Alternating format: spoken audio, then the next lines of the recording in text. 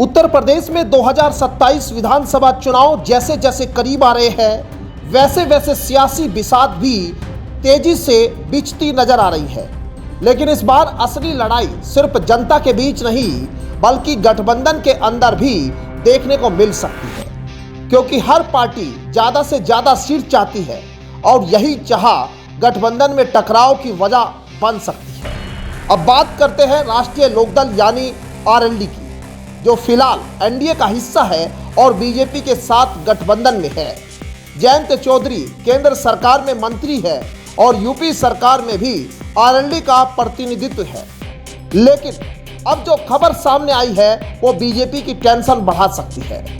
सूत्रों के मुताबिक आरएलडी इस बार 2027 के विधानसभा चुनाव में 53 सीटों पर दावा ठोकने की तैयारी कर रही है।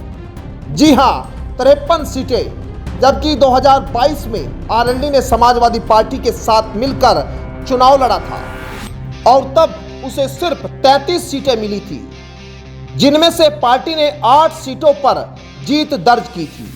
यानी इस बार आरएलडी अपने दावे को लगभग दोगुना करने के मूड में है।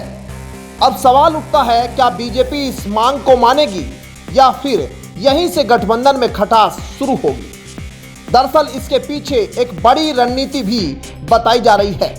चर्चा है कि आरएलडी इस बार 2009 का अपना सफल फॉर्मूला दोहराने की तैयारी में है। आपको याद दिला दे, 2009 में लोकसभा चुनाव में आरएलडी ने बीजेपी के साथ मिलकर चुनाव लड़ा था और यूपी में सिर्फ 7 सीटों पर चुनाव लड़ा था, लेकिन नतीजा चौंकाने वाला रहा।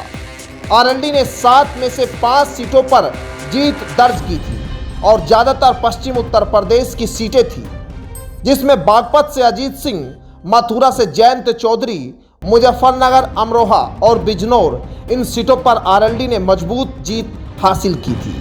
यानी पश्चिम यूपी में आरएलडी की पकड़ आज भी एक बड़ा फैक्टर मानी जाती है और यही वजह है कि पार्टी इस बार ज़्यादा सीटों पर दावा कर रही है। इतना ही नहीं, कई जगहों पर तो आरएलडी के संभावित उम्मीदवारों ने अभी से प्रचार भी शुरू कर दिया है, मानो सीटें पहले से ही तय हो चुकी हो। अब ऐसे में सबसे बड़ा सवाल यही है, क्या एनडीए में सीटों का बंटवारा आसानी से हो पाएगा?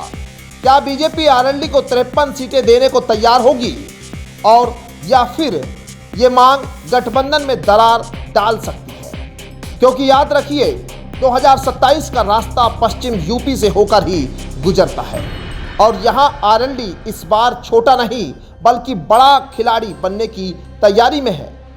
अब ऐसे में देखना होगा ये सियासी दांव एनडीए को मजबूत करता है या फिर अंदर ही अंदर नई लड़ाई की शुरुआत करता है। Bureau report, news 18।